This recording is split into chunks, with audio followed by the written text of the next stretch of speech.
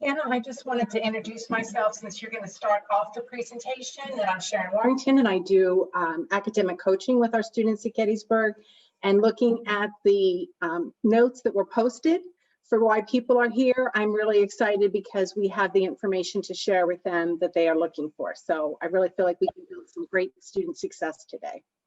All right, thank you, Sharon. And I'm Hannah Sollenberger. I'm Assistant Dean in the Office of Academic Advising and Support Services.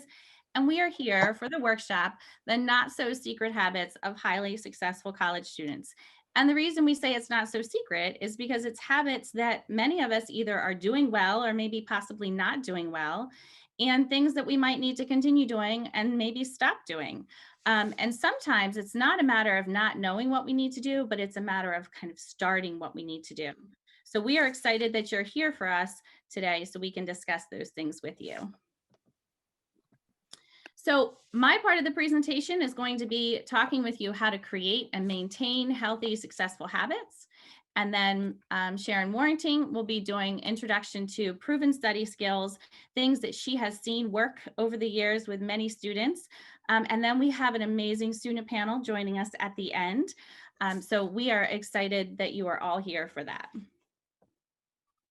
So some of our goals, which check, yay for us. We've already accomplished one because you've already started sharing your expectations on the Jamboard. So we appreciate that. And I see you're already still adding ideas and I love it. And hopefully we address all of those things today. We're going to identify habits that really exhibit successful strategies in your own life and help to make us more efficient in the things that we do every day. And then hopefully after my session, you're able to identify at least one, possibly more habits that you can transfer and apply immediately to your life to become a more efficient learner. So here are just a few of the benefits of creating solid work habits.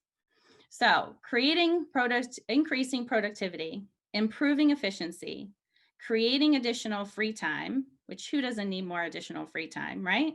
Improved learning outcomes, a decrease in anxiety, possibly a GPA boost even though that's not always just our plain goal, but it is definitely a goal for many, raising our confidence and feeling empowered. One of the things that is difficult to create with habits is that it's mostly just hard to start them. So we get in these habits of either doing things that are helpful or doing things that are hurtful to us. And sometimes it's just a matter of starting them and then managing them, maintaining them. And that can be a game changer. And we want you all, when you get up in the morning to go to class, to feel empowered, to have that confidence to go out in the world and do better. And those starts with the habits that we do every single day. So I like to think of the habits that we do in categories. So one of the first categories is our physical space and managing our physical space. And I'll get into that in a few minutes on what that looks like for each and every one of you. The other part is managing our mental space. If we're not ready to learn, prepared to learn, feeling confident to learn, it's not going to happen. Same with organization. And I know some of us love to say that we're so organized, and other people, it's not as much a priority. But some type of organization, whatever works for you, is what we're hoping that you get from today. And that organization is going to look different depending on who you are. Each individual is going to find a different system for them. And then, of course, communication. And communication is key. Here at Gettysburg and anywhere that you're going to go, people are going to expect you to communicate. And how we learn how to communicate here is what's going to transfer into the workforce. It's going to transfer long after you leave Gettysburg. So our physical space, what do we need to know about our physical space? So we want you to dedicate a space specifically for doing work, whether you are learning at home or whether you are in a dorm or apartment on campus. We want you to dedicate a space specifically for doing work. And if you are thinking that space is your bed, no. So our bed we think of as a place to relax, watch TV or Netflix, do video games, but that is not our most productive time. So even though it is much necessary time to rest, relax, recoup, it's not necessarily the best place to do work. So we need to also eliminate distractions. And if you can't eliminate them, find ways to reduce them. For example, our phones are never far away, right? Ever. And right now we kind of need them, right? We need our computers, we need our phones. Everything we're doing is online. So we need to have it accessible, but there are ways, simple ways, such as turning off notifications, moving it if you have to, creating that distance if you need to. Even our watches are dinging and binging and things are making noise. And every time we get distracted, it pauses our learning, pauses our thinking, we get distracted, it's hard to come back and be engaged. So those are some simple things, and you have to identify what those things are for you, and it's going to look different for each person. So maybe it's not your phone, maybe it's a pet that you have, maybe it's a roommate, maybe it's a noisy person down the hall. What distractions keep you from being successful? So the first part of that is to identify and help eliminate or reduce those. And then we have getting organized for class. So the first thing, we have to attend class, whether that is in person, whether that is virtual, or whether that is a recorded lecture. You must attend class. I ran into a biology professor this fall when I was on campus, and she threw her hands up and said, "I've recorded every single lecture and no one has watched a single one." That's a problem, right? So if you can't get to class, see if there's a recorded lecture. And if there is, make sure you're watching it. So when I was in college, I couldn't watch a recorded lecture because it didn't exist. I couldn't go to class online because it didn't exist. So now all of those reasons why we can't get to class, class is coming to you. So we always have to attend. And in order to do that, I mean, we talk to lots of students every single day who are missing class. So what are some of the barriers that are preventing you from doing that? And then we have to eliminate those. And part of that is getting organized. So whatever behavior you would do in class is the same behavior we want you to do when you're doing a class online. So we know all of you, whether you will be on campus or at home, are going to be virtual this first week of class. So what do you need to do? You need to get organized, right? Have your computer, have all of the materials and notes.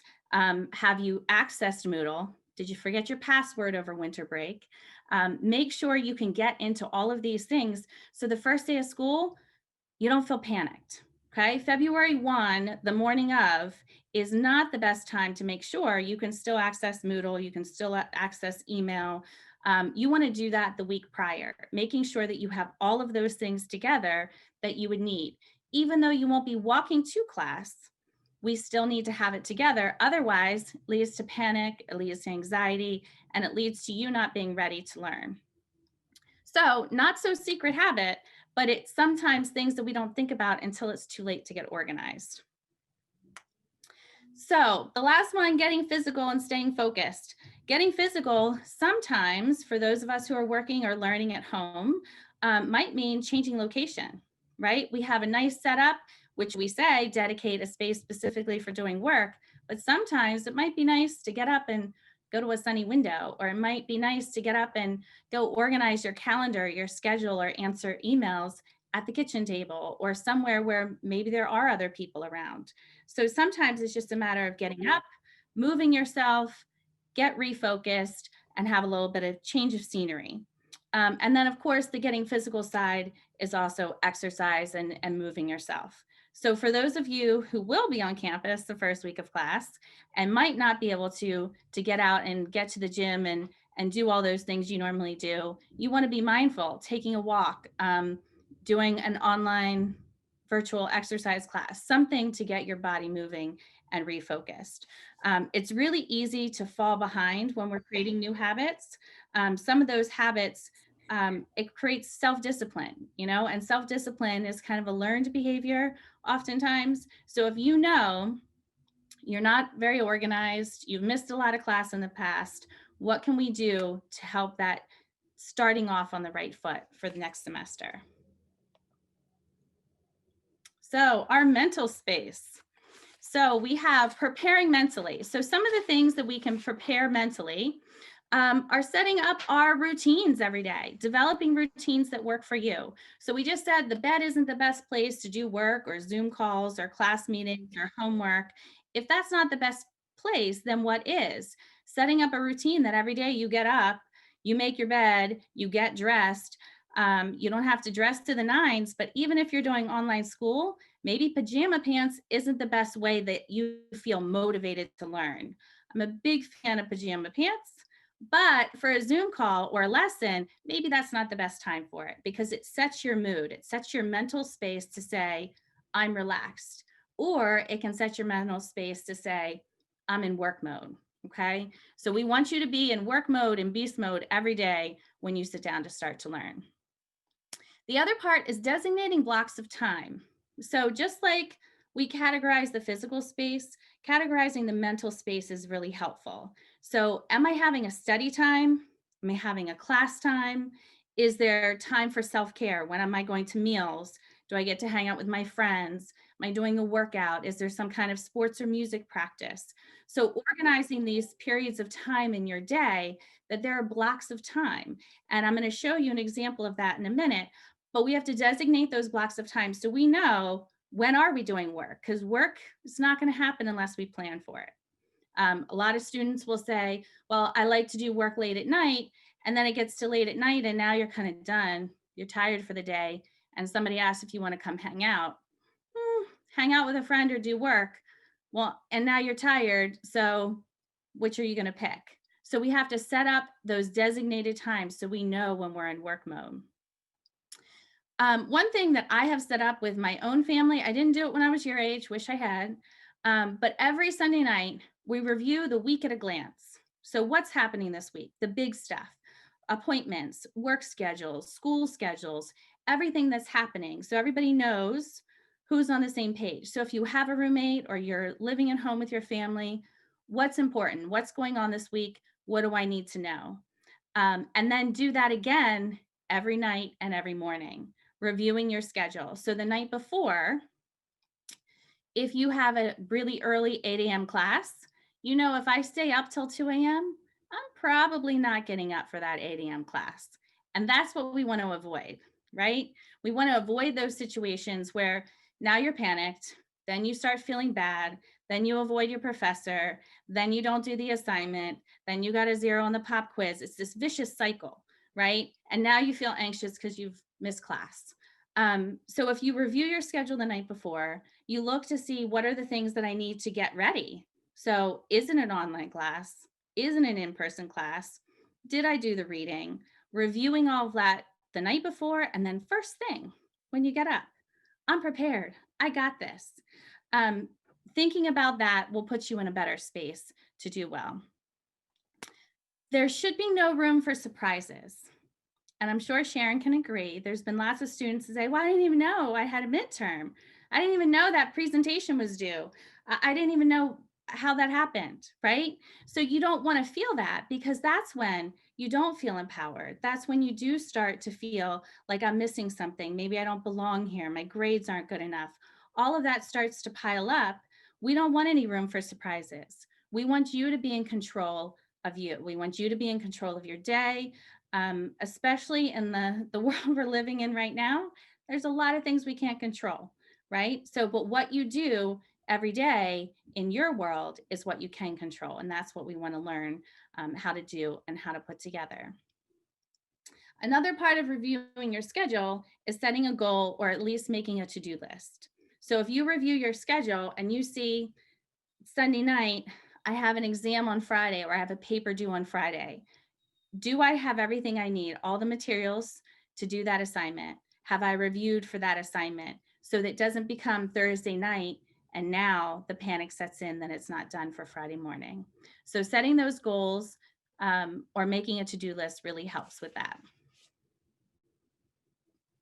So here's an example schedule.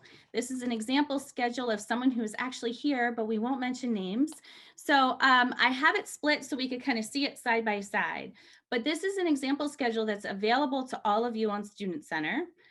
If you are looking at your Student Center homepage and you see your pretty little schedule, there's a weekly schedule or a weekly view at the bottom of that. You can click on that, and some students will print this view and write on it for each week what's happening. But this is an example of a way that you can designate blocks of time. So I've always talked to students about day hours, not waiting until 11 p.m. to work on something. It's not necessarily the best time to work on things when you're getting tired, or there might be other distractions like your bed or Netflix or video games or hanging out with friends. So looking at this schedule, it's a good example of when this student has time to study. So back-to-back classes on Monday and Wednesday, there's no room to study between classes. But on Monday and Wednesday, after her 12:15 class, she's got the rest of the day, right? So those are good day hours. Take a break. Obviously, you've been in class 3 classes in a row. That's intense. So go for a walk, exercise, get your lunch, do whatever you need to do. And then that's a great time to work because everyone else is in class, right? So if we want to use that as work time, and then come dinner time, maybe take another long break, do something else that clears your head, you get to refresh. And then it also tells you on Tuesday and Thursday, maybe you can stay up a little bit later on that Monday and Wednesday evening. But on Sunday, Tuesday, and Thursday night, you better be in bed early, or that 9 o'clock class is going to come awfully early. The problem then happens for those of you who have lab classes that don't end till 10 p.m. So that's something you want to plan for, because knowing that you can't do work or won't really be ready to do work at 10 p.m. at night after your lab, that tells you what you need to do prior to that. So again, no surprises, you're in control. So organization. Hopefully, most of you also attended the Monday session with Dean Cole. She did a great job on time management.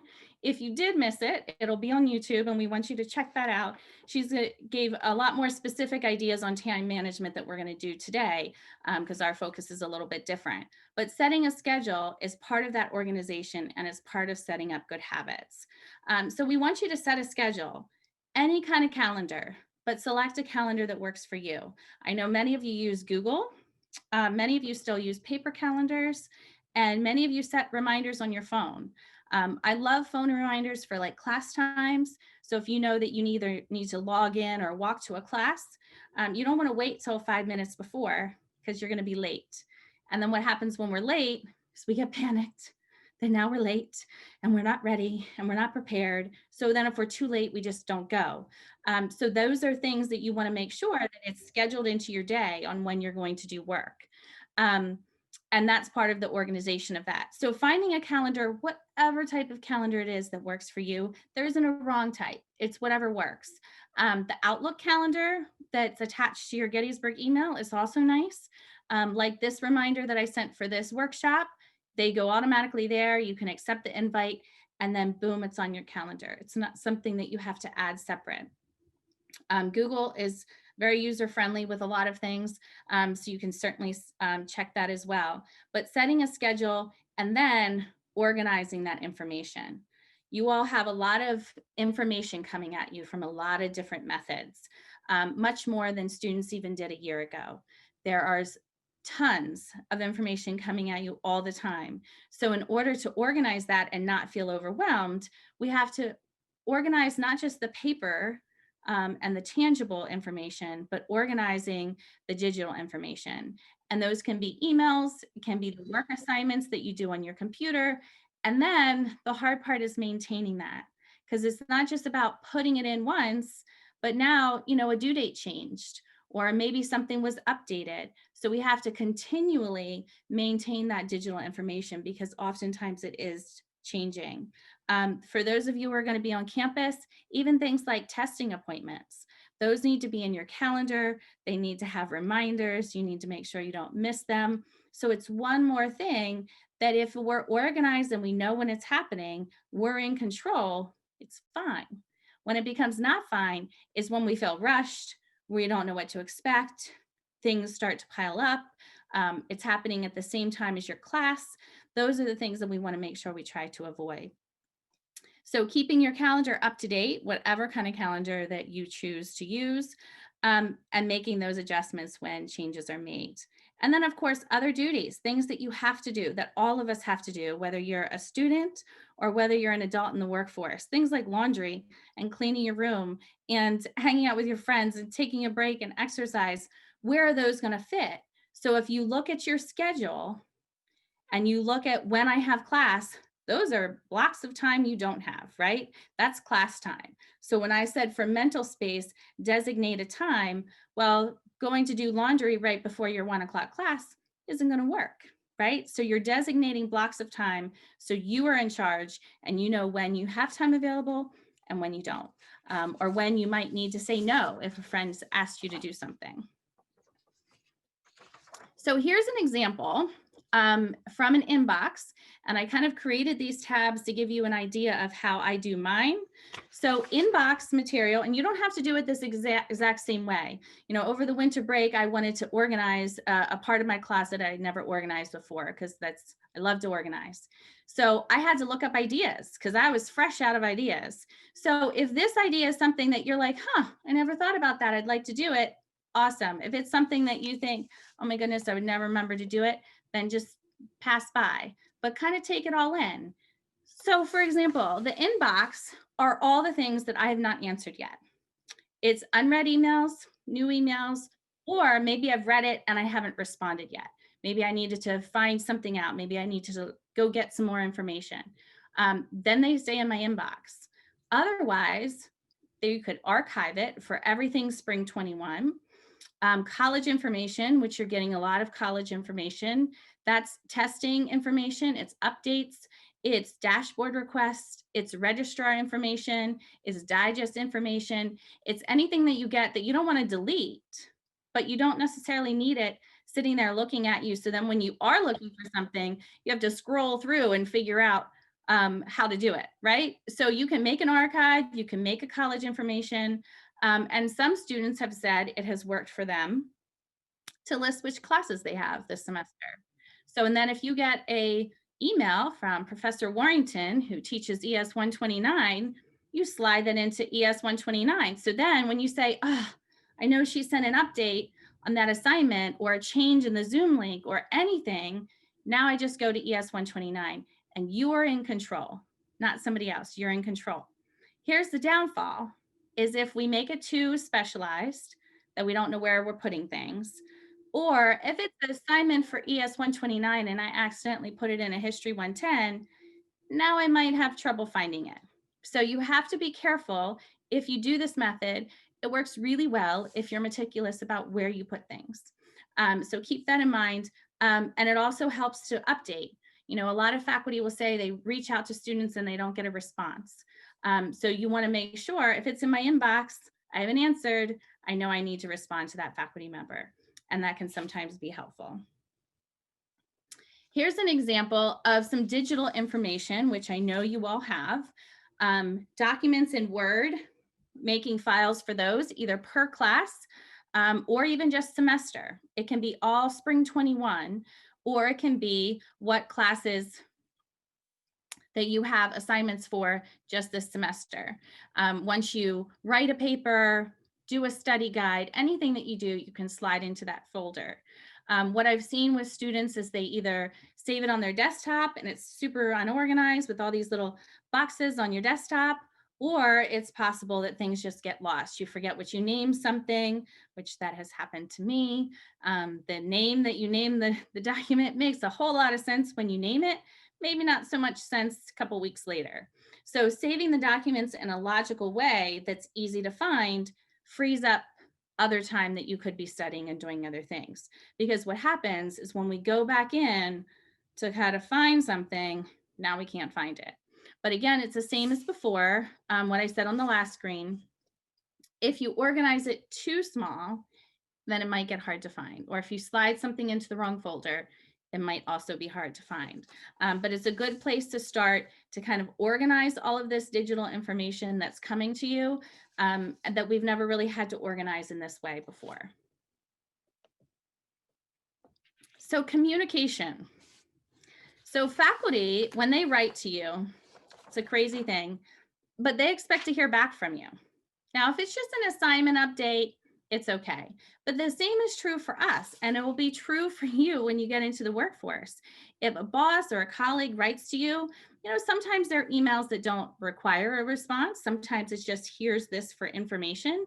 That doesn't necessarily require a response. But most emails, especially if a faculty member is checking in saying, how are you? Or this is an update for class, a simple thank you if it's an update, or a response on whatever their question might be. So those emails are super important for you to do on a regular basis. And that communication, it's coming at us all the time and it's coming quick. And there's a lot of it. So before you slide it into one of those other folders, see if it's something you need to respond to. And remembering that email etiquette is important. Follow-up correspondences are important. And your syllabus. Went too far. Your syllabi for each class. We want you to read that every single day. A good habit is to read it the first day of each class, and then remind yourself. There are constantly Moodle updates. Sometimes faculty have to update syllabus for each class. So reading those updates, making sure that there haven't been any changes since you updated your calendar, putting in all of those big assignments onto your calendar, but then making sure that they stay the same is also important. So checking that along the way is a super helpful way to making sure that you know what's going on. And this goes back to that control thing. We've heard, Sharon and I both, many students will say, well, I didn't know I had to do psych experiments for that Psych 101 class. How was I supposed to know that? It's in the syllabus. That's what faculty are doing right now.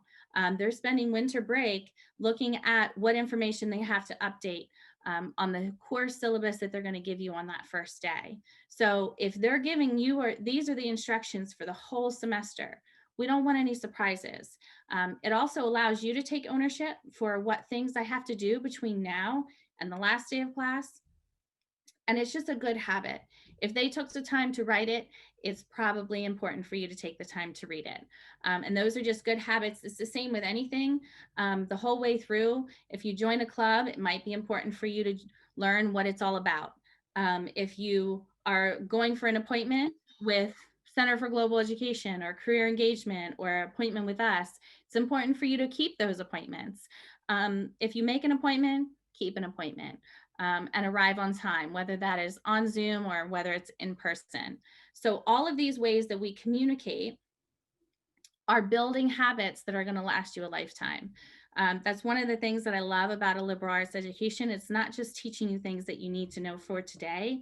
It's teaching you how to grow and mature, and it's teaching you what you need to know for the future. And that's really what it's all about. We're not expecting you to know all of these things when you come in. These are things that you learn each and every day. So the student that you were first semester, first year, is hopefully not the same student that you are by the time you're a senior. And that's true in our adult life too, right? We want to learn and grow and figure out what that means. So all of this communication and that flow of communication, building those habits helps you to get there. There's a lot of resources on campus. Do you know where they are? Right? Those are the important things. Do you know that we have a writing center, that we have library help, that we have all of these amazing people on campus that are available? So maybe it's important for you to have in your flow of information, either on your calendar or somewhere, wherever you have it organized, a list of office hours, contact information, all of that stuff that maybe you would have used to pick up a flyer when you're walking through the Cub. Now there is no flyer to pick up. So how do I find out? How do I know when Calc 8 hours are? I need to organize that, and then I need to put it in my schedule. So it's all of this communication that might have before been tangible. Now it might not be tangible, but we still need to organize it in a way that's going to be useful. Same with work and lab times. I know things are shifting. You know, lab assignments might have shifted. You might be alternating lab times so that everybody's not there at once. Even meal times, dining hall hours, all of these are things that we need to know, right? And it helps you to feel like you're in control and can make it through the day when you're building those habits of you have the information. But the digital information is definitely different to organize. So becoming a critical thinker, one of the things that we pride ourselves on at Gettysburg is teaching students to be critical thinkers. And that is a different way of thinking than you might have been used to in high school. And Sharon's going to be talking to you a lot about that. But some of the basics that we have here today is being persistent. You know, a lot of people say your generation, they're not as persistent, they're not as resilient as they need to be. And I would say they're wrong, right? And if you weren't before, COVID, I hope, has changed that for you. You know, a lot of you have written to me, called me, had Zoom calls with me, and I can tell that you are much more resilient than you were a year ago. And these are things that you're learning to do every day to adjust when things are not exactly as we would have liked. Learning to power through. These are the things that you will use in a job interview. What did you do? I was in school during the pandemic. I was a college student during a pandemic. And you guys are in a small window of people who can say that, right? So it's what we learned from this situation. You are learning to be persistent. You are learning to show up for class, whether it's in person or on a Zoom call. You are learning that understanding concepts is not necessarily your faculty's job, it's your job, right? They're there to teach you, you're there to learn. So that's a different way of understanding. A lot of times in high school, they teach you something and you can sit there and absorb it, and then you just have to memorize and give answers back. So when Sharon gets to that part of, well, now it's my job, so they're telling me and I need to process all of this. And unfortunately, you know, you guys are doing a lot more independent learning than folks did 5-10 years ago. But that's what's making you into the person that you are and the person that you're going to become. You're developing a different understanding that no one's really had to do before. Building connections is much different for you than it was pre-COVID. So we can take that and grow from it and learn from it. And I promise you, you will come out a better, stronger person at the end. One of the things I wish I had known when I was in your shoes is to ask questions. It's definitely something that I was not very good at. I never missed a class. It was very organized, but I did not speak up in class. So I'm hoping that you all learn your faculty are approachable. Zoom calls have made the chat function easy, which I hope you guys are adding some questions. I see some coming in to just me. Asking questions when you have them. Make sure that you are making that a priority. That's how we learn. And I said it before and I will say it again, you're not supposed to know everything now, but you are supposed to be willing to learn it and to grow from it. And that's really what we want you to do here. So ask those questions, become a critical thinker, and that's a habit. Whether we want to say so or not, being willing to be vulnerable, to be persistent, to raise your hand and ask a question. But it takes us being mindful of the fact that I need to read the material before I go to class, or then I'm not going to know what questions to ask. Those are all the things that we want you to start thinking about every day. So what do we know about work habits? So one of the things we know about work habits is that we might need to change and reflect to see if they're working or not. Sometimes we think a habit is doing, you know, everything we need it to do, and it's maybe not. Habits can be both positive or negative, right? The same habit that keeps you in bed watching Netflix or doing video games can be broken. And that can turn into a habit of you being well organized, thorough with your learning, and making sure that you're getting to class on time. So we want to make sure that we're turning those habits, if we can identify what habits that maybe aren't the best for us or aren't working for us, we can turn that negative into a positive. Another thing that we know about habits is that it's developing the skills and habits that you're going to use every day, not just at Gettysburg, but far beyond Gettysburg. And that's really what we want you to learn and grow as. Now's the time to be vulnerable. Now's the time to say, I'm not so sure, can you explain that again? Now's the time to go to office hours and say, can you help me with this? That's what we want you to do, and that's what helps us grow as individuals. We also know that good work habits require a lot of self-discipline. And I know that it's hard to do, but you absolutely can do it. But it's one step at a time, and it's also forgiving yourself when maybe you did sleep a little longer than you should have, or maybe you didn't read that material before class. Learn from it, and then decide, that's probably a habit that I want to change. And we know that creating habits take time. It takes a lot of time to create new healthy habits, but it's certainly possible for each and every one of us. And we know that building good habits leads to skills that are going to help us in our work life and our personal life. Remember, you're in control. We don't want things to just happen to us. We want us to learn from it, and we want us to know what's about to happen next, so we can be a little more prepared for it. So what does it mean to study effectively? So it has to be focused, and we talked a little bit about that. It has to be planned, and it has to be effective. And effective for me might be different from what's effective for you. Those of you who have a lot of lab classes, that's going to look a lot different, and your habits are going to look a lot different than someone who has all research and longer papers to write. So learning what works for you. It might not necessarily be what works for your roommate or works for your best friend, but learning what works for you is going to be much different from that. Study tips, and these are general tips that you can study in short blocks, especially if it's something that you really don't want to do or you feel like you're not really good at. You know, set a timer, sit down and say the next 25 minutes, I'm not going to look at my phone. I'm not going to look at my email. I'm not going to look at social media.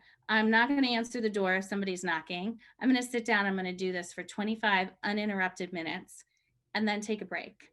But if the break is just as long as the work time, then it's more of another whole section of time instead of just a break. So be mindful of that too. And then eating and sleeping, those of course are things that feed our brain and feed our good habits as well. So I am going to take a pause, take a deep breath. Please send me your questions in the chat. I'm going to turn it over to Sharon. If you have questions, I can either answer them during the break or we can save time and answer them at the end as well. But certainly let me know if you have any questions. Hannah, you want us to go to the break slide just so we all know where we are? Yep. Okay. We are going to take a cognitive brain break. As you just heard, it's a good idea to chunk your learning time, take a break and get refocused. It gives your brain a chance to become reoxygenated and puts you in a position to come back stronger and able to refocus again. So thinking about in 5 minutes, we'll take a break. It gives you an opportunity to get up, move your body, get something to drink, use the restroom if you need to, and then come back and be prepared for the second half of our workshop, which I'm going to focus on some very specific strategies and methods that you can start using effective this semester to increase the effectiveness of your study time. When you do return from the break, please click on the Jamboard link again. There will be a page 3 for you to add some responses to and communicate with each other about the information that you heard from Dean Sollenberger. Are the topics that I want to cover for you in the second portion of our study strategies workshop today. They're really want to focus on 4 areas and give you best practices for each of them. The first one is going to be to establish a routine study loop. And this would be something that you can carry on and apply across all academic areas. The second would be the multisensory strategies. These are specific things, active engagement things that you can do that are consistent with the way our brains take in information and process it. The third will be implementing very specific study methods that you can choose from. This is a lot about finding out what works for you and what speaks to you. But I want to offer you some specific methods that you can engage in on a routine basis that will improve your effectiveness of your study time and ultimately improve your performance on your academic exams. The last thing we're going to cover today are some general study tips that you can use on different types of exams and helping you prepare best for the way in which you will be assessed. Before we do go on and I talk with you about a routine study plan, I'd like to ask you a question and you can respond right in the chat so that we can all see. When do you do your studying now? And what does studying look like for you? What does that mean?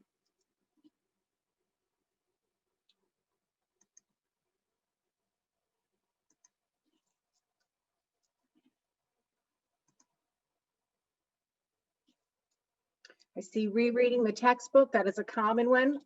I often hear students say that they want to look over their notes. They reviewed their notes. When do you study? When is the time to reserve study time? So I see we're looking at notes in the evening, studying in the morning, rereading, reviewing. Perfect. All a good basis to get started with the information that I want to share with you today.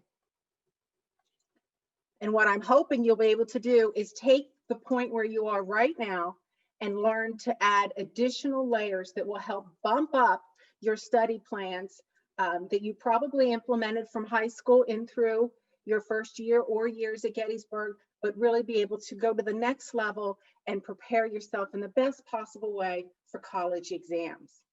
To do this, we want to study in an ongoing way. I often hear students say they study because the test is coming. Well, that's true. You should prepare when you know a test is coming, but to best be prepared, you want to focus on an ongoing study plan that allows you to continually be interacting and engaging with the course materials and concepts that you are being taught. Your professors on a routine basis help establish this routine for you within their regular homework assignments. Most of you are accustomed to having reading assignments assigned before each class. You may have math problem sets that are assigned before each class. The purpose for this is to help you get your head in the game, to be ready to move on and be prepared for the materials that you are going to encounter in class and have some prior knowledge and background to bring to the class discussion. Successful students recognize this routine and they maximize on it. They implement a conscious study plan into their schedules that you heard Hannah talked about so much that are important for us to know in building our routine schedules that help us focus on the materials. So in looking at an ongoing study plan, Hannah, next slide, I want to offer to you what I call the study loop. The study loop has three main parts, and it occurs before class, it occurs during class, and it occurs after class. And I call it a loop because it is in a cycle that continually reoccurs throughout the course of a semester. So let's look at the first one. What should you be doing before class? In most cases, that is read. You have assignments that are given to you that you should be reading before class so that you are prepared for the class discussion.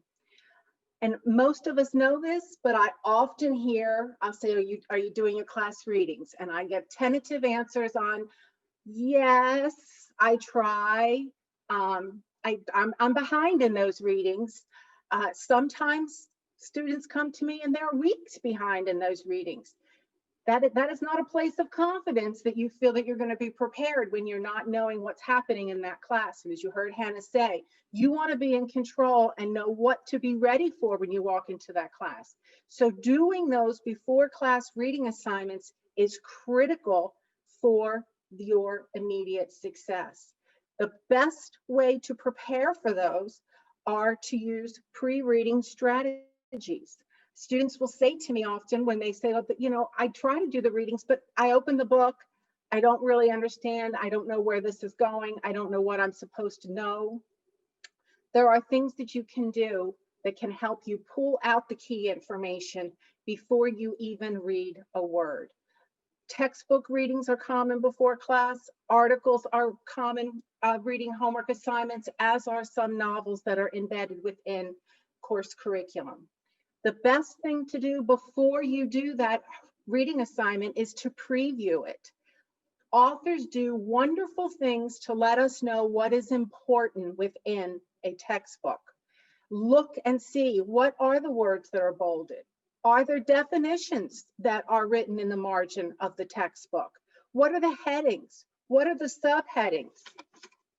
All of these are important to know.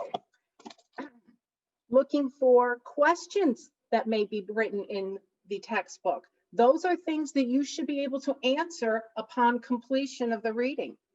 My favorite is when you find summaries, sometimes at the beginning of a textbook chapter, sometimes at the end. Articles often will have a summary.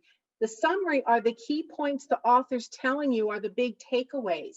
These are the same things you should have some understanding of when you complete the reading. Now you know what the purpose is. You know the topics that you are going to be responsible for owning at the end of your reading. It also allows you to activate your prior knowledge. As you look through headings, subheadings, keywords, summaries, there may be things that you've heard of before, and it starts to activate that knowledge. And now you have a basis to connect the new information to. That's what we call learning, taking what we already have stored in our long-term memories and connecting and making meaningful associations with new information.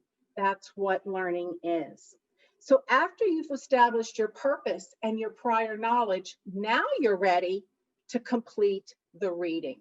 You own it. You know what you're reading for. You know what you should be able to discuss in class the next time. You know what questions you want to come to class with, that you're looking for clarity on, to elaborate and expand your understanding of your before class homework assignments. The key thing here is to also take notes or annotate as you read. The best way to take notes is to put them in your own words. You are far more likely to remember your own words than you are to remember someone else's. So you do not want to take notes by directly recopying author's definitions onto your notebook. You want to, and it's fine if you want to use the textbook definition, but expand on it. What does that mean to you? What is your understanding of that definition? Annotating in the text and putting your thoughts and highlighting in your words what the concepts are that you're encountering within the article or the textbook is a wonderful strategy.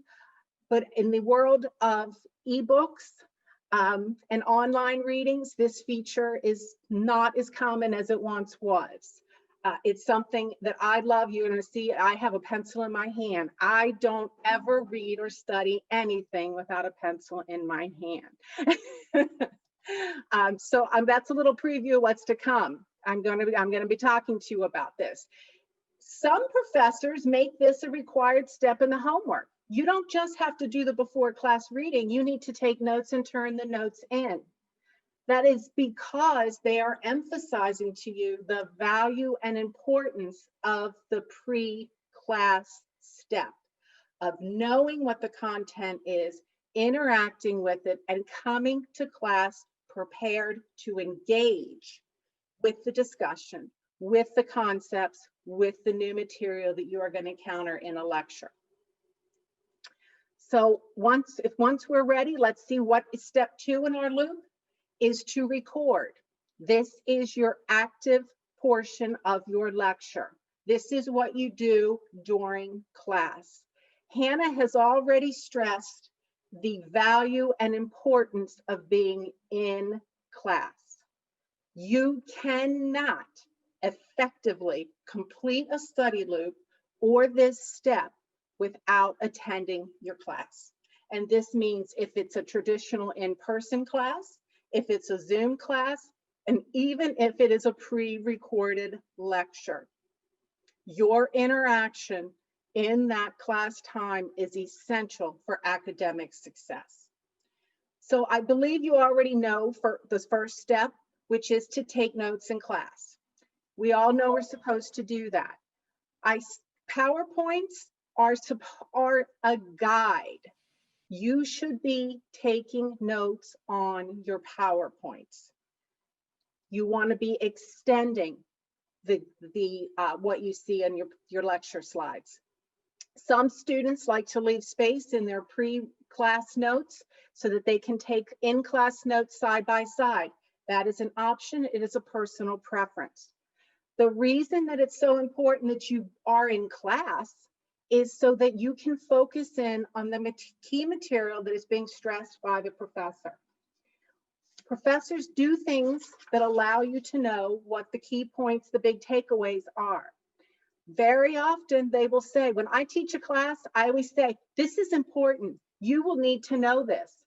So whenever you hear those words, you want to be highlighting, you want to be making sure that that information sticks out in your notes. I'm going to be responsible for this. I need to know where it is and elaborate on it. You also notice that there'll be a change in tempo. When a professor wants to make a specific point, they may slow the lecture down. They may speak more, and it's more emphasize each word a little bit more because it is an important concept that they want to make sure that you are hearing. There will be an inflection in voice. I get accused of being loud. I have a big voice. I'm a small person, but I have a very big voice. And my students would tease me because when I really wanted to make a point, my voice would get even louder. We always know when Mrs. Warrington wants you to remember something because it gets really loud in the class lecture. Sometimes I would try to trick them and I would get very soft and I'd start to whisper. That was my best way to get their attention if I thought that they really needed to key in on something, because they don't expect me to be quiet. And that's another thing to look for. There's also visuals, things that a professor or may point to on a PowerPoint, may underline. If there's a whiteboard, anything that is written down during the class lecture on a whiteboard is important. You want to be writing it down, what is put up on the boards in front of you. You want to make sure that you are underlining anything that is pointed to or highlighted in a visual way during a class lecture. And the third part to the study loop is the after class. This is the part that gets left out, and this is the part where the real learning occurs. I can't stress that enough. This is making a commitment to your schedule to reserve time after class to review both your class notes and your pre-class text reading notes. The reason this is so important, I don't know about you, but when I take a class, I can be writing very quickly. I can miss things, I abbreviate, and that's fine. Those are all good note-taking strategies when you are in the lecture and things are happening quickly. But you need time to go back and review what you wrote, fill in the expansion, the details that hopefully are still fresh in your mind if you can find time close enough to class where you can fill in the gaps, where you can complete the abbreviations that perhaps you wrote. Maybe even rewrite them because it was sloppy the first time and you want to make sure that it's clear and you have a great visual for when you do want to study and go back and review these notes for exam time.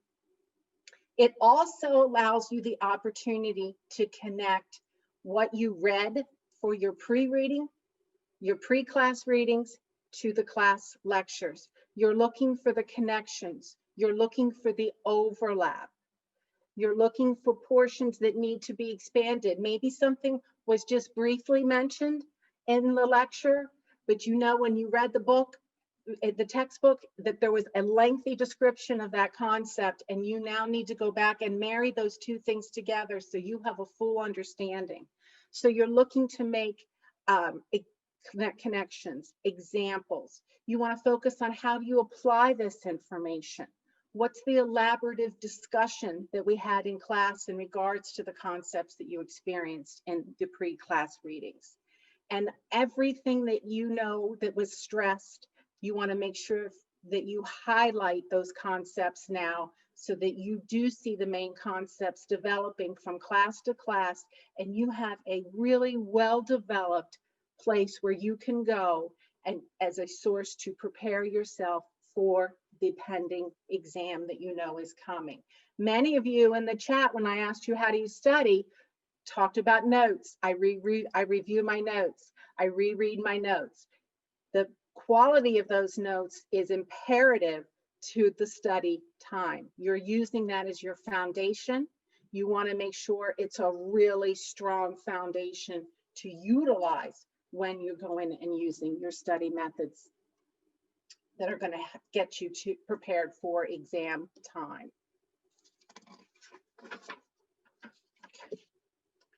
And again, this is a loop. It's going to continue, reoccur, and reoccur.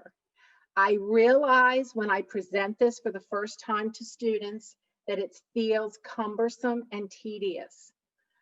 I promise you, as you implement it and you make it your own, you will be able to go through these steps much quicker than you ever imagined. That after class step that people feel is just, that is the one that gets missed the most, and is the commitment to time on that schedule that I'm going to devote time now to go through my notes and just be prepared for what happened after class and get myself ready now for the next class, will go much quicker with practice and implementation on a regular routine basis.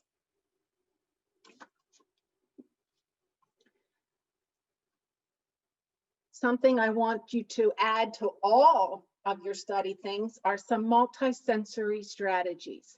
These are the things that we can do to take in information and utilize the information in processing it through our brains. Our brains take in information visually, and they take in information on a phonological loop. So we want to make sure that we are including multi-sensory intakes, because the more we increase the way we take in information, the more likely we are to retain information. So the first thing I want to talk to you about, and the multi-sensory strategies, is to read. There's your visual intake. This includes anything and everything related to your class. It's study guides, it's your textbook, it's articles, it's your visual intake. I think most people are very accustomed to this and are very cemented in the read portion of their study methods. I told you I never do anything without a pencil. The reason is because reading is the start for a study method. It's not the beginning and the end. It's the start. If you want to increase your intake of understanding, you want to be writing. You want to be actually kinesthetically engaging yourself with the concepts, processing it into written form. This writing piece is only for yourself, which means, guys, it does not have to be pretty. This part does not have to be pretty. This is for yourself. You don't have to even write the whole word if you don't want to, but you want to be going through the kinesthetic movement of processing the information that you are taking in and putting it down into a written form. I'm going to tell you a secret. It is a rule of thumb. It is not 100% guarantee, and I wish it were, because if it were, I would be so wealthy. I would be on a beach right now with a very pretty fancy umbrella drink. But so I can't promise 100%, but it's a pretty foolproof plan. If you write something 3 times, the rule of thumb is you own it. So as you're studying a concept, you write it, you cover it, you write it again, you cover it, you do it a 3rd time. Chances are you are processing that through your working memory and into your long-term memory. You will have that available for you to utilize as a basis for application to an exam. So the writing step is critical, and that is the rule. 3 times and I own it. So when you have something, for whatever reason, you just like, why can I not remember this? Remember the 3-time rule. You'll be amazed at how much you're able to pick up on that and remember that information. The next step is the one people laugh at me. I want you to talk to yourself. I'm here to tell you, talking to yourself is a good thing, and don't let anybody tell you it's not. This is a critical step. As I'm writing the material that I'm engaging with in a study model, I am saying it to myself aloud. Now, this does not mean that you have to sit in the middle of the library and have a conversation in a conversational tone by yourself, because yes, people are going to stop and look at you. But you can in a natural exchange, study with somebody else and engage. You're talking through concepts. You can, as you're writing your material down, say it quietly to yourself under your breath. If you're alone in your room, if I've had students that like to find an empty classroom where they have a whiteboard and they can write it on the board and they can say it aloud and they have their own teaching session for themselves, whatever opportunity you have available to you, you can utilize this skill. The reason it's so important is because teaching is the highest form of learning. If you look at the hierarchy of learning, rote memorization is at the very, very bottom. This is when we wait to the last minute to study. We try to cram it all in our brains. We try to hold it into our working memory long enough that we can go and purge it out on the test, walk out the door and forget absolutely everything that we just studied. I don't know about you, but I was guilty of this. Especially in high school. Most people laugh when I say that and say, yeah, that's a little familiar. I know what you're talking about. That's rote memorization. That may have gotten you through high school. It may have gotten you through high school with really great grades. It's not going to be an effective tool for college. We need to up our game. If we look at the highest form of learning, that is teaching. I always tell my students, I learned more about math when I had to teach math than I ever did between kindergarten and college. Because when you can teach it, when you can explain it and articulate a concept to another person and or yourself, you are owning it. You are able to think it through in a way that makes sense to you, and then you have to think it through in a way that you can make sense to somebody else if you're in a study group, for example. The talking to yourself, the explanation is super important. The reason doing it orally and reciting it orally to yourself is because that verbal recitation naturally leads to listening, to hearing. It provides us with a natural extension and another way to take in that information. We are activating our phonological loop, which is exactly what auditory learning is. We're hearing it now as well as articulating it. So we're seeing the information. We're kinesthetically engaged in it by writing it. We are articulating it to ourselves in explanation and repetition and speaking it orally and allowing ourselves to hear that information, yet in another way that our brain is taking it in and processing it. The read, write, talk, listen should occur with whatever study method you use and for every exam preparation session you have.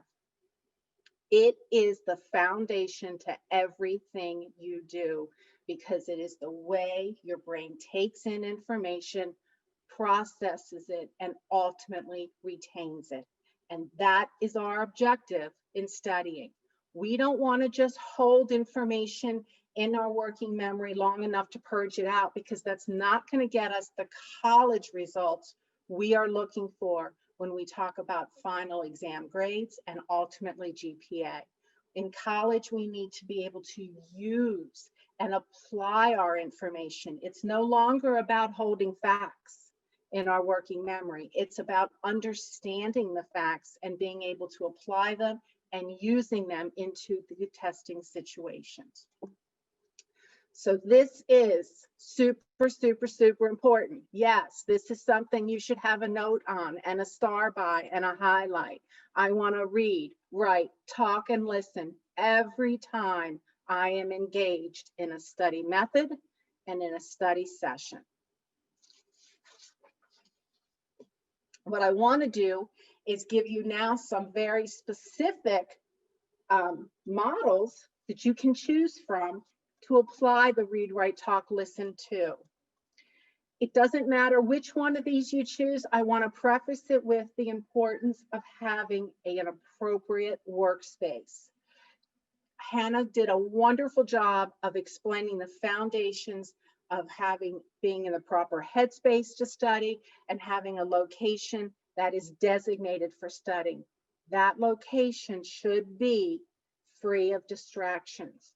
Many of us are aware of how susceptible we are to distractions. Some of us are more susceptible to distractions than others. We need to know that about ourselves. And before we implement a study method, we have to remove those. So if it is your phone, that's the biggest one I hear.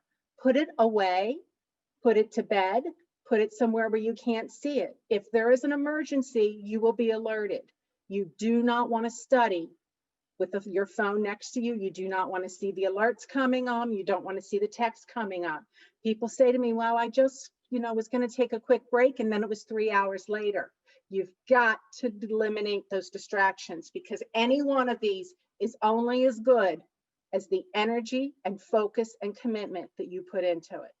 So please, please, please do yourself a favor, have a heart-to-heart with yourself and say, how easily distracted am I? Is this an ongoing issue for me? If students that have attention issues, they know this. You want to make sure that you are tuned into it and you prevent distractions before you get started. I know I took a little side note there, but that's incredibly important before you engage in any of these methods I want to talk with you about. The first one I'm going to tell you about today is one that you're probably familiar with. It is using concept cards or Quizlet. You can go back, Hannah. I'm going to talk about all three first, just to give an overview. Thanks. Concept cards are the college level, in my opinion, of your flashcards that you did in high school.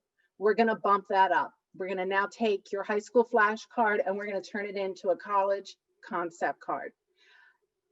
Not everybody likes to have concept cards because they don't like having too many cards around. So I'm going to give you an alternative to that and show you how to make a foldable concept page. Essentially, the same strategy on using information, just gives you a different option if you're not a fan of having loose concept cards and you're not a Quizlet fan. The final method I'm going to show today is a graphic organizer. It's what I call the want to know organizer. I'm a big fan of graphic organizers. I use them a lot in the classroom when I did teach. This is a variation that I created on a common organizer, and I have made it my own. So that kind of also brings in what I want you to be thinking about as I introduce all of these. These are ideas, these are foundations that you can take and you want to make them your own. You can take pieces of them you like and then leave the rest. You want to find the method that works for you. So you're listening to these three options today, finding the one that speaks to you, that you think you could grab onto and really make into something that is meaningful for you in your study preparation. All right, so let's look at the concept card. If you're going to do this in hard copy, it's exactly what you think. I suggest you use a large file card. The reason I suggest you use the large one is because, as I said, we are going to bump up the flashcard that you had in high school that had a word on the front and a definition on the back. That's the only step one in college. The concept card has to be fully developed with everything you may have to do and know for that college exam. So yes, you're going to have the concept. You may have photosynthesis written on the front of the card. On the back of the card, you're going to have the definition, the description, the explanation, examples, usage, and application. Everything that you can bring to develop that concept so that you can apply it to your testing situation. Quizlet is a great tool. A lot of my students, and I like as I said, the kinesthetic hard copy, the writing process. You can't beat that. Quizlet is a great tool though, and if you like it, make it work for you. The feature on Quizlet I really do like is that you can take this information once you put it in there and you can do sample test questions for yourself and do mock testing situations. It's a great feature. So if you like Quizlet, take this information, do the expansion of the ideas, and make it work for you.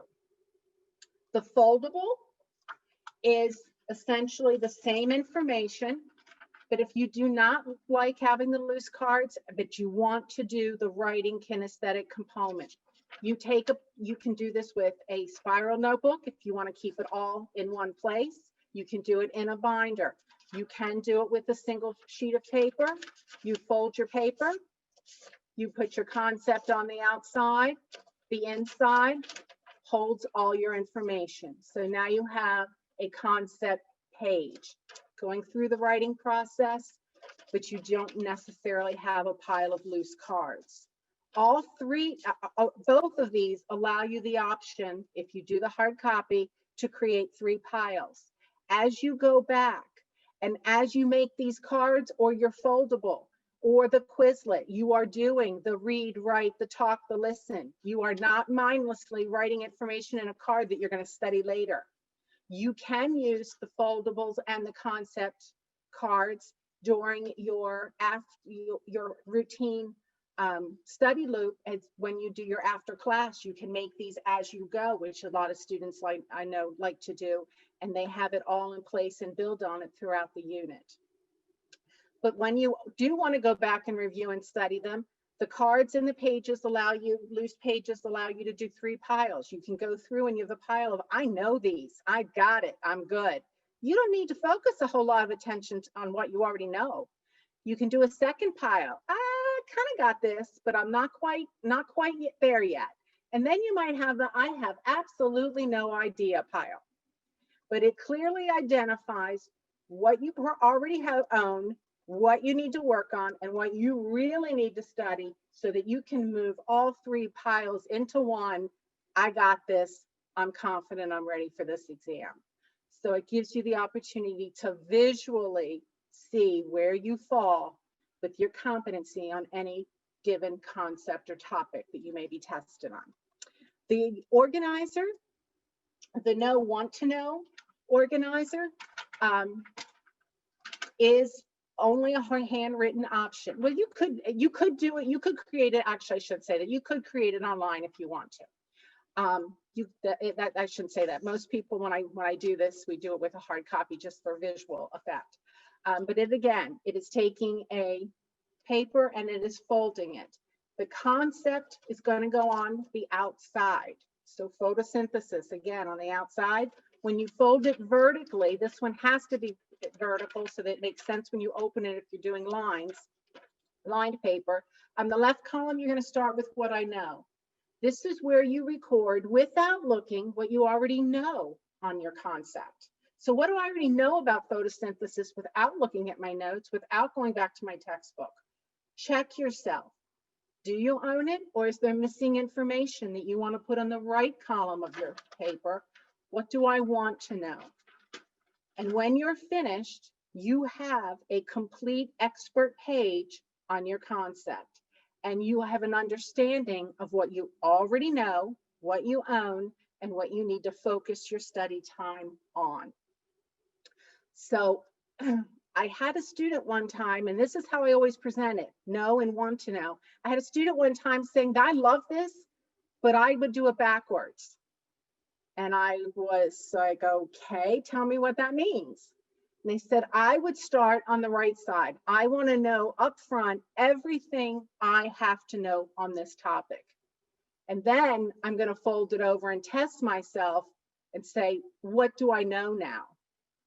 And I thought that was genius. That's a great example of taking an idea and making it your own. And that is just as effective. You still end up with an expert sheet. You still go through your read, write, talk, listen, and putting it together. And you still have a great piece to refer to in your study process as you go through and review the concepts. We will have time at the end of this if we want to ask any specific questions on any one of these models. Again, you're looking for the one that you think speaks best to you.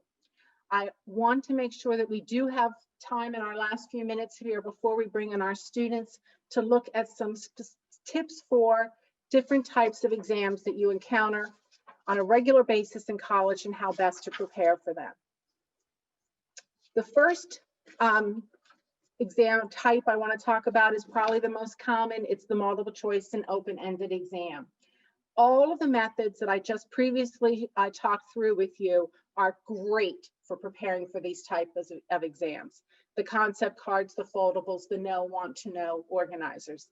The key points onto the successful completion of any of these models is using, again, the read, write, talk, listen, being actively engaged and focused. When you do that, the other benefit of that is you're all in. You don't have time to daydream. You don't have time to think about what's going to happen Friday night. You're not planning your dinner or who you are going to text as soon as you finish this study session. Your brain is focused on being actively engaged in the reading, the writing, the talking, and the listening process. It also is critical that you fully develop your concepts. You must look at definitions, descriptions, examples, usage, and application. All of those are the things that you're going to be expected to be doing in the thinking process and responding to a college level multiple choice exam. The next type of exam, which is very, very common, is the essay exam or the take-home exam, which I've seen an increase of in the remote learning environment that we are in. Most of the time that I've seen the take-home exams, you get the questions, you know exactly what you're going to need to respond to for the essay, and you know the prompt.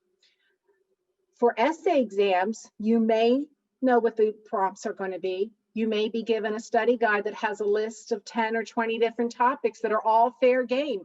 And you would find, and you're told that you need to be prepared to fully develop 3 or 5 of these possible essay topics. If in preparation for an essay exam, you want to study the way you're going to be tested, you want to write.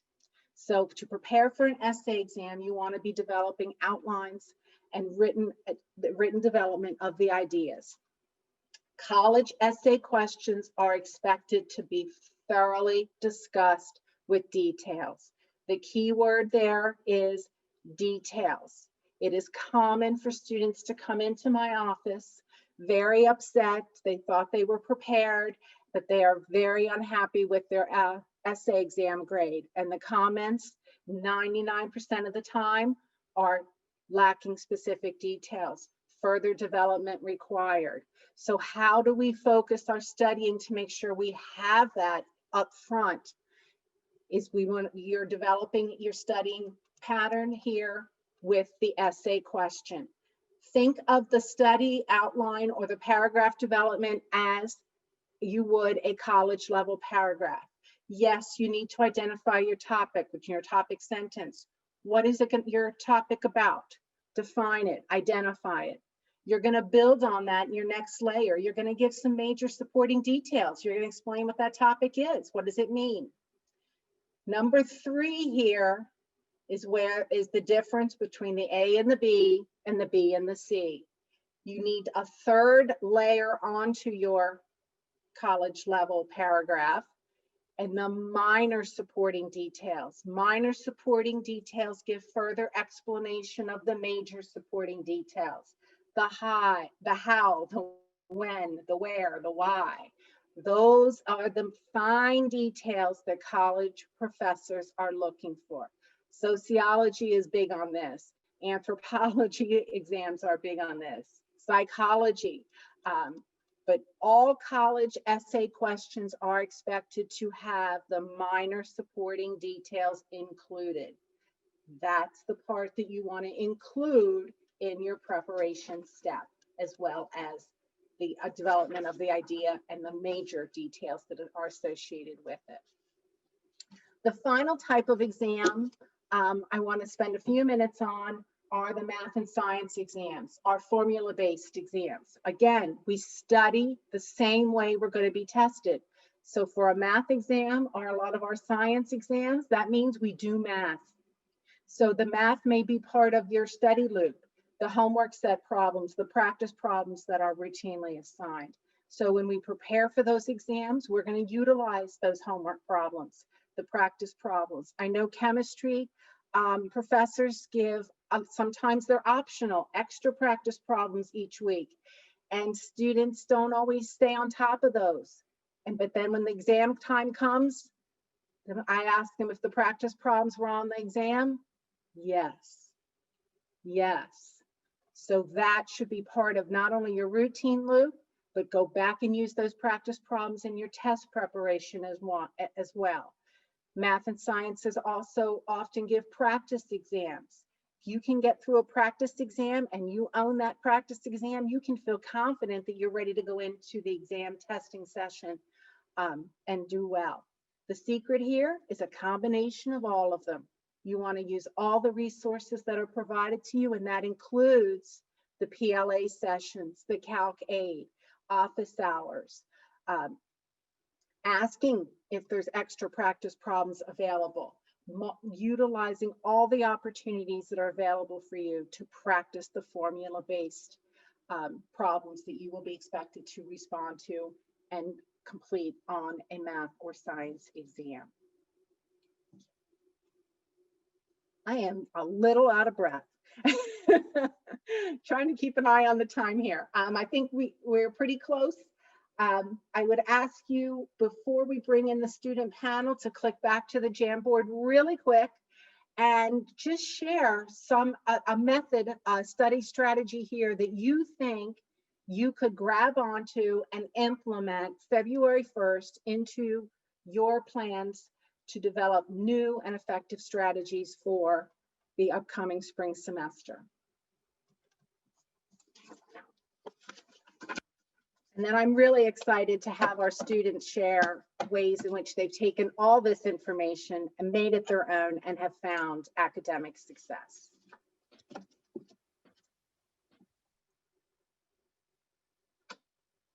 And part of the class of 2024. I'm thinking of majoring in both poli-sci and history. Awesome, Kayla. Thank you for joining us. So Kayla, you were on campus for the fall 2020 semester. And so you had a combination of the online and the in-person classes for various reasons at various times. Can you share one or two study strategies that really helped you be successful when you're adjusting between that online and then in-person and trying to figure out a balance? Yes. What really helped me was finding my own study space. So for me, when finishing up my senior year in high school, I got used to doing my work on my bed and everything. So when I came to college, it was like not really that hard to adjust. So I kind of had to like find a new space. So I really did enjoy going to the library or just using my desk in my room. So.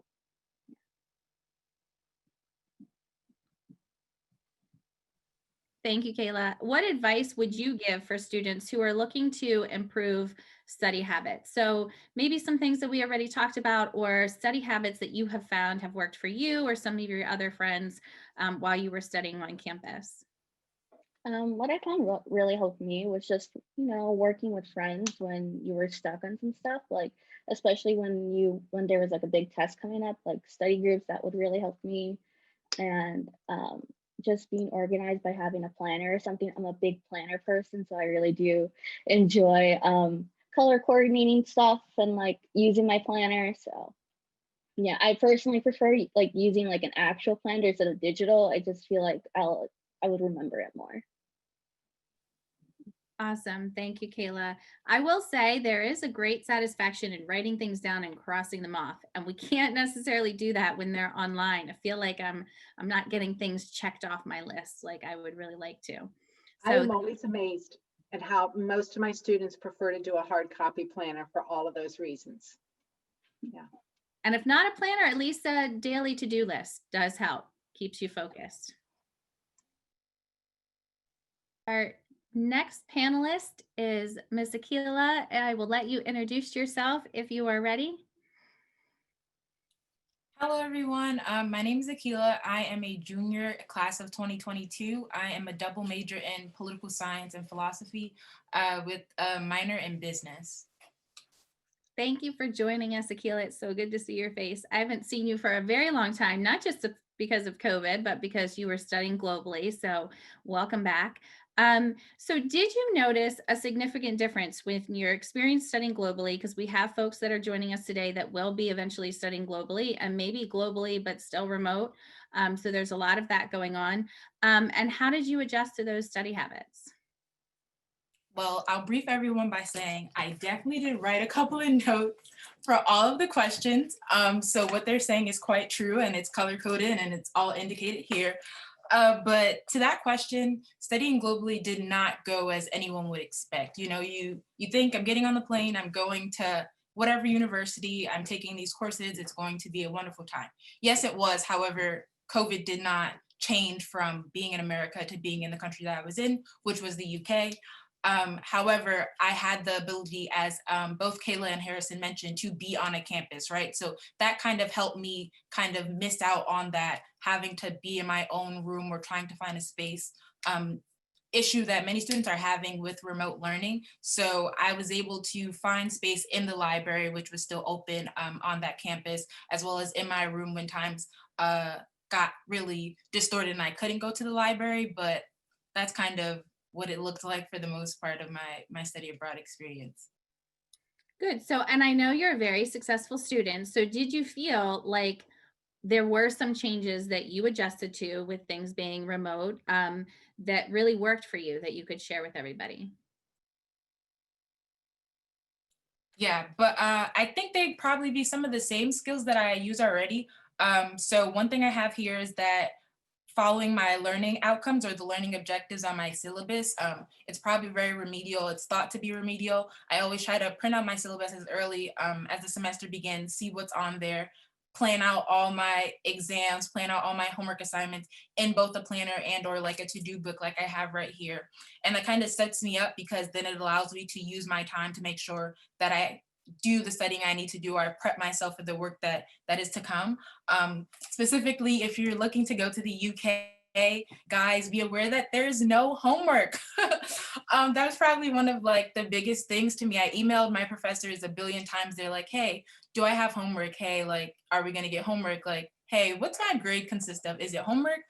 And it just really wasn't that. Like, it was just the end exams I had to take for those courses, which was just something new to me. So I had to be able to figure out how I was actually going to utilize that time, which is too important to figure out in this time of COVID, during this time of remote learning, trying to stay active while also trying to stimulate yourself to basically grasp all the knowledge that you're getting, because this isn't a precedent college experience.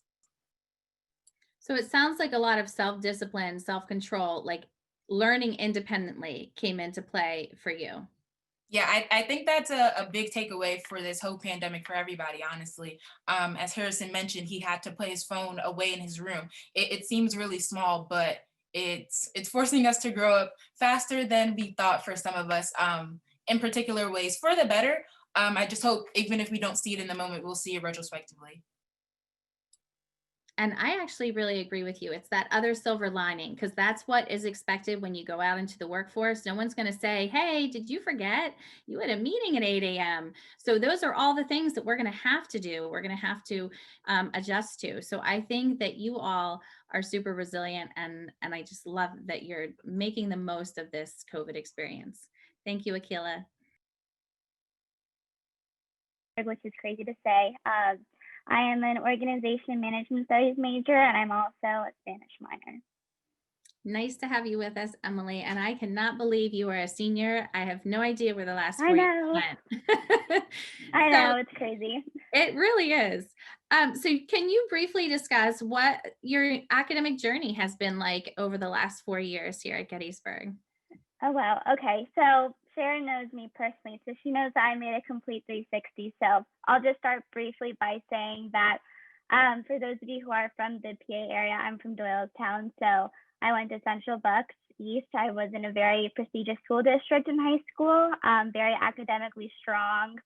I maintained high honors all through my 4 years in high school. So obviously coming to Gettysburg was definitely very rigorous change as well. In high school, I came to school very early, stayed after hours to review material that I was struggling with. I also sought tutoring for a couple of classes that were tricky for me, but it was stressful and discouraging a bit just because I had to work a lot harder than my peers, and I just thought, what's going on? And so I tried to seek help with the school district that I was in, but because I maintained those high honors, they just thought that, oh, she's getting good grades, nothing's really wrong, nothing else is going on here.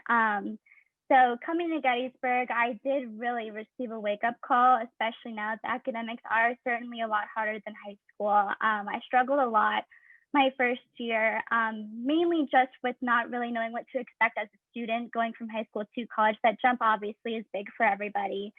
I never knew what it took to really advocate for myself, now transforming more into an adult as well, and that kind of took a toll. So after my first year at Gettysburg, I did go through psychoanalysis testing after my first year, and I was diagnosed with what is called a strategic learning disability. This is something that I'm not scared to share just because my journey ends up very great.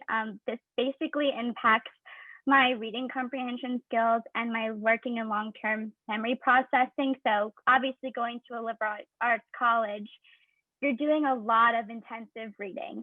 So that was obviously a big jump, having to seek help for that. A lot of my courses did have a heavy workload.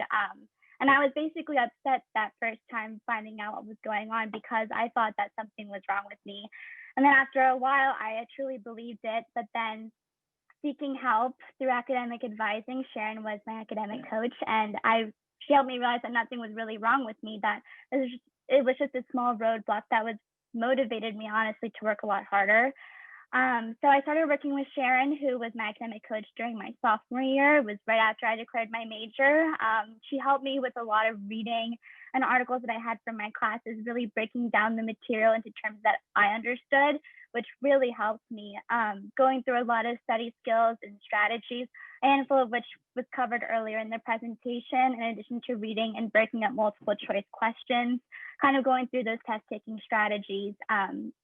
She also provided support that I really didn't know that I needed. I rely on my parents a lot for a lot of those things, but now that I'm 22 and applying for jobs, I've applied to over 173 jobs so far, so I'm in full swing. So I obviously have to now be more accountable. But since then, my academic journey changed a lot from seeking help, because I maintained very good relationships with the people around me. Once I declared my major sophomore year, I connected with the chairman of the OMS department, and she basically helped me select my advisor. But what was interesting was that she let me choose someone who I had some type of connection with if I had any preference. And I chose my academic advisor, Professor Brawley, who taught my statistics course. I met with her before and after classes, in between her office hours, basically any time for extra help. And I felt like I could really tell her anything. And if there was something on my mind, I could really open up to her. And I actually took her capstone course this past fall. So the support obviously still stands 4 years later. And this was the best decision for me. We had a very close relationship, and she actually wrote me several letters of recommendation for job applications regarding my growth. So obviously, a big takeaway is utilizing those resources. Fall 2019, which was a little over 2 years ago, which is crazy to think about, I studied abroad my junior year to Madrid, Spain. Being a Spanish minor, I was required to go to a certain area that only spoke Spanish. So my whole program was taught fluently in another language, which was terrifying because I was not fluent before going. I was basically thrown into the Madrid airport, and I had to take 5 classes, all in Spanish, no English. My host mom didn't even understand a word of English. I taught her how to say lunch. That was it. So obviously, having learning disability and studying abroad was a big change. It was also a huge adjustment. But I opened up to my professors when I got there and shared to my best of my ability in Spanish, basically what was going on and what kind of support I needed, and basically what they can expect from me and what I also expect from them. And that honestly was the best thing that I could do. When I was in high school, studying abroad was the dream that I've always had. And so I was very fortunate that I was able to do that. So obviously I've come a long way. And if any of you who are here are obviously struggling with something, please don't be afraid to ask for help. Flash forward now, I've made Dean's commendation list and Dean's list almost every semester. So you can and you will like overcome everything that you've gone through. So obviously don't be afraid to ask for help. But that's basically my whole academic journey in full. Thank you, Emily. I really appreciate your feedback. And I think what many of you have said today as panelists is that building those connections, asking for help, using resources, and knowing when you need to kind of adjust something are definitely keys to your success for sure. Anything else you wanted to share, Emily?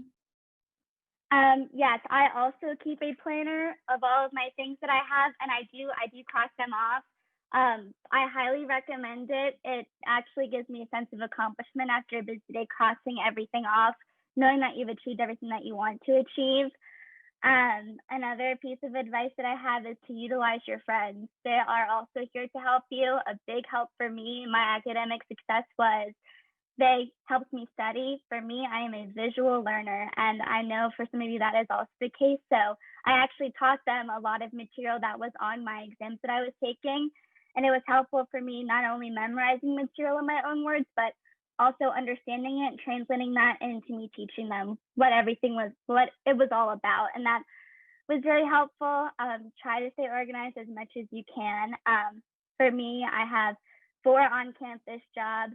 I have 4 classes, and I'm also applying for jobs come June. So I have a lot on my plate, and having a planner is definitely very helpful. As a first year, I was very afraid to speak up and talk in class. I was very shy. Definitely participate in class. This helps you be engaged in the class and really understand what is going on with the material, and you can share your thoughts.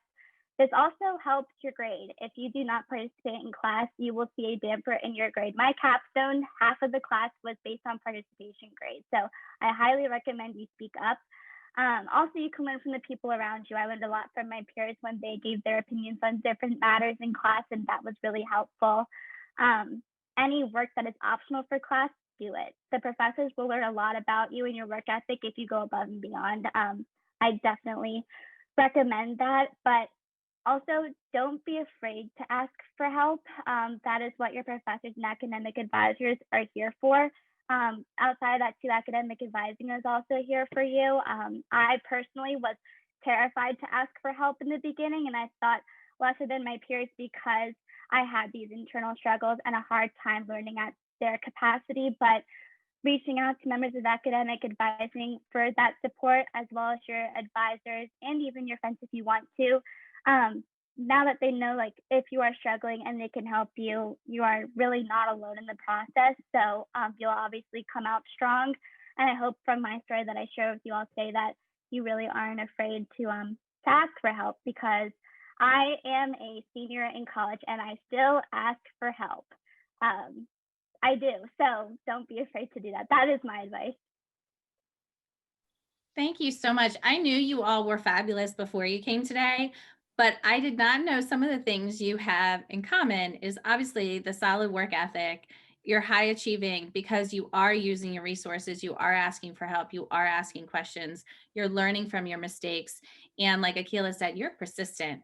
You know, if your faculty advisor isn't sure about the advice they give you, you go back. If you have a question in class, you go to office hours and you don't give up, and you are consistent on making sure you get the help and the assistance that you need. So the fact that all of you are here, that's a sure sign that that's going to continue.